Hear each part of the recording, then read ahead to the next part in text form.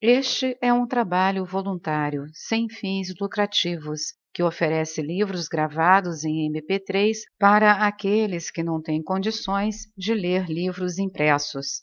Para ouvir este e outros livros gratuitamente na íntegra, acesse nosso canal e leia as instruções na aba Sobre. Este livro foi gravado para o uso exclusivo da pessoa com deficiência visual, não podendo ser comercializado de acordo com a Lei nº 9.610, de 19 de fevereiro de 1998. A impressionante figura de Kali em cima de Shiva prostrado é uma ilustração da utilidade, do uso superior da raiva e do ódio.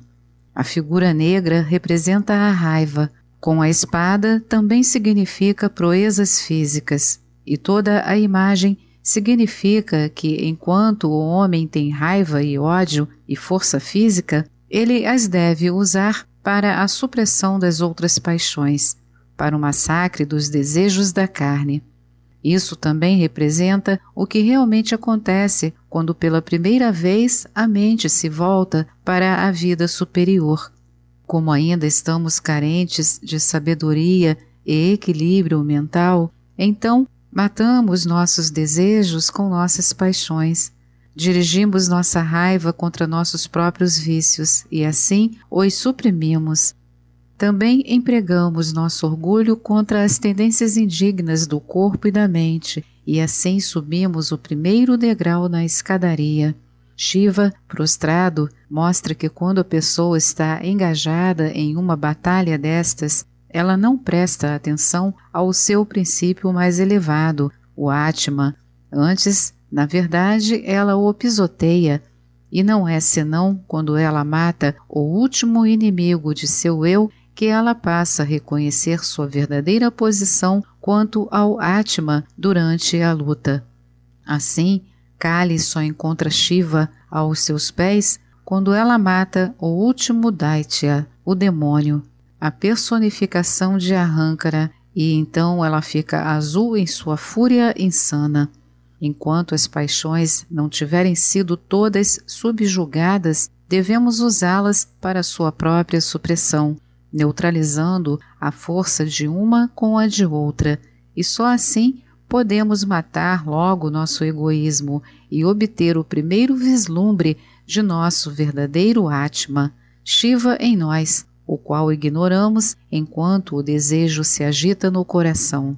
Podemos muito bem colocar sempre de lado nosso desejo pessoal míope a fim de servir os mestres fielmente.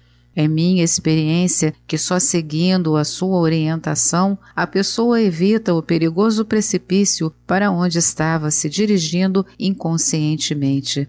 Na hora parece difícil romper com nossas preferências pessoais, mas no final de tal sacrifício resulta apenas alegria.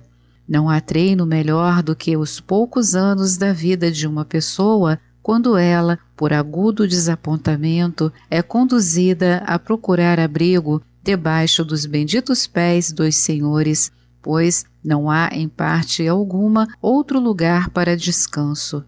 E então cresce no discípulo um hábito de pensar sempre que seu único refúgio está neles, e sempre que ele não pensa neles, ele se sente miserável e abandonado.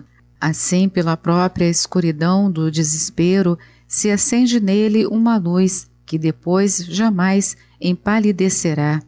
Aqueles cujos olhos penetram as distâncias do futuro longínquo, que estão veladas para nossos olhos mortais, têm feito e farão o que é melhor para o mundo. Devem ser sacrificados os resultados imediatos e as satisfações temporárias, se havemos de assegurar, sem chance de fracasso, o atingimento do objetivo. Quanto mais desejarmos criar as chances de sucesso interior, menos devemos ambicionar colheitas rápidas. Só pela dor podemos chegar à perfeição e à pureza. Só pela dor podemos nos tornar servos adequados daquela órfã, a humanidade, que incessantemente grita por alimento espiritual. A vida só vale a pena se for sacrificada aos pés dos mestres. Alegremo-nos que tenhamos oportunidades de servir a grande causa através de sacrifícios pessoais, pois cada sofrimento pode ser usado por eles para levar a pobre e equivocada humanidade para um pequeno degrau acima. Qualquer dor que um discípulo possa sofrer é um penhor para um ganho correspondente que advém ao mundo. Ele deveria, portanto, sofrer calado e alegre, uma vez que ele vê um pouco mais claramente do que a cega mortalidade pela qual sofre. No decorrer de toda a evolução, existe uma lei que é dolorosamente evidente, mesmo aos olhos do mais raso principiante, que nada realmente digno de se possuir pode ser ganho sem um sacrifício correspondente. Quem renuncia a toda noção do eu e faz de si mesmo um instrumento para as divinas mãos trabalharem através, não precisa ter medo nenhum das provas e dificuldades do mundo físico. Como indicares, assim trabalharei. Este é o modo mais fácil de se ultrapassar a esfera do karma individual, pois aquele que oferece todas as suas capacidades aos pés dos senhores não cria karma para si. E então, como prometeu Shri Krishna, tomo sobre mim mesmo as suas contas.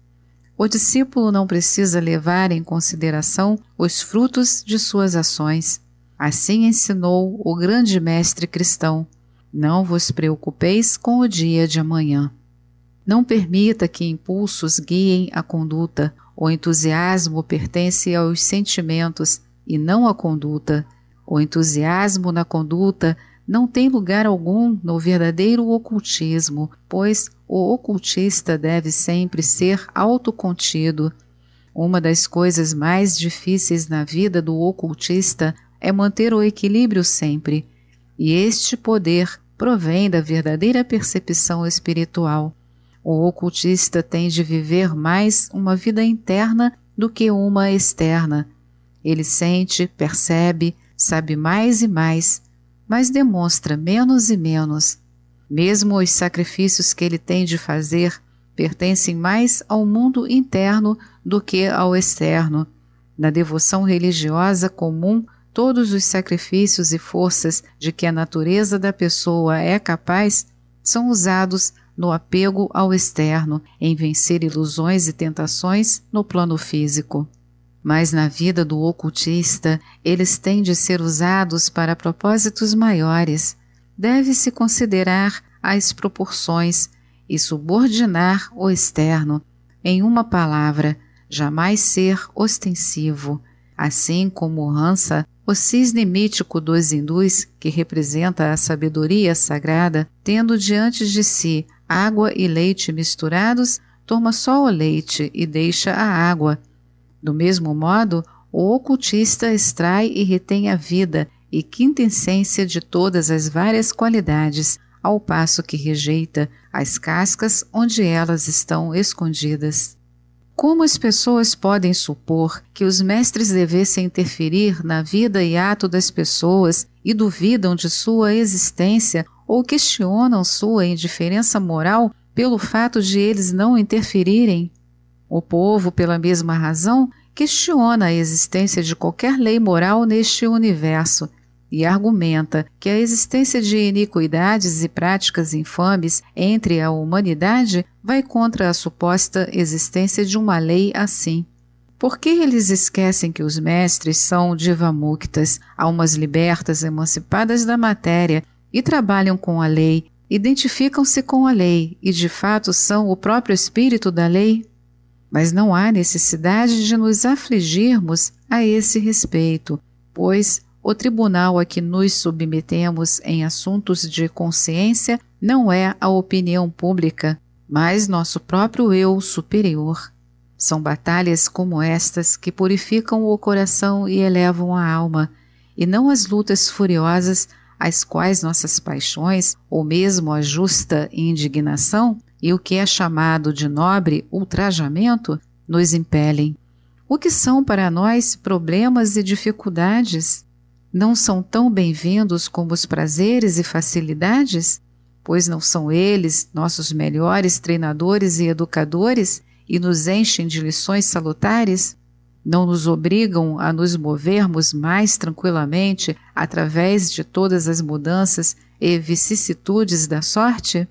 E não seria um grande descrédito para nós se falhássemos em preservar a tranquilidade mental e equilíbrio de ânimo, coisa que deveria ser sempre a marca da disposição do discípulo? Seguramente ele deveria permanecer sereno em meio a todas as tormentas e tempestades. Este é um mundo louco, enfim, se a pessoa olha só para sua mera exterioridade, e mesmo assim, quão enganador é em sua loucura. É a própria insanidade da loucura quando o doente é ignorante de sua condição.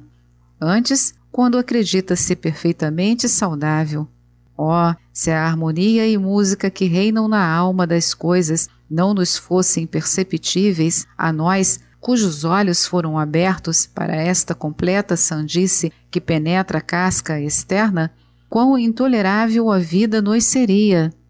Você não acha que seria pouco agradecido mantermos-nos descontentes quando obedecemos aos desejos de nossos senhores e cumprimos nosso dever? Você deveria ter não apenas paz e contentamento, mas também alegria e vivacidade quando serve àqueles cujo serviço é nosso mais alto privilégio e cuja memória é nossa mais verdadeira delícia. Que eles jamais nos abandonarão é tão certo quanto a morte, mas nos cabe nos aproximarmos deles com devoção verdadeira e profunda. Se nossa devoção for verdadeira e profunda, não há a menor chance de nos afastarmos de seus santos pés. Mas você sabe o que significa devoção verdadeira e profunda. Você sabe tanto quanto eu que nada menos do que a completa renúncia à vontade pessoal, a resoluta aniquilação do elemento pessoal no homem, pode constituir uma bhakti verdadeira e genuína. É só quando toda a natureza humana está em perfeita harmonia com a lei divina, quando não há uma só nota discorde em qualquer parte do sistema, quando todos os pensamentos, ideias, fantasias, desejos, emoções, voluntários ou involuntários, vibram em resposta e em completa consonância com o grande alento, é que se atinge o verdadeiro ideal de devoção, e não antes. Só nos livramos da chance de fracasso quando atingimos este estágio de Bhakti, pois só ele pode assegurar progresso perpétuo e sucesso indubitável. O discípulo não falha por falta de cuidado e amor de parte dos grandes mestres, mas, a despeito disso, e por sua própria perversidade e fraqueza internas. E não podemos dizer que a perversidade seja impossível em uma pessoa que ainda acalenta em si a ideia de separatividade, nutrida ao longo de eons de pensamento ilusório e corrupção, e ainda não completamente extirpada. Esta é mais uma edição do canal Livros Falados Voz Humana. Que o bem, o bom e o belo se multipliquem em benefício das criaturas.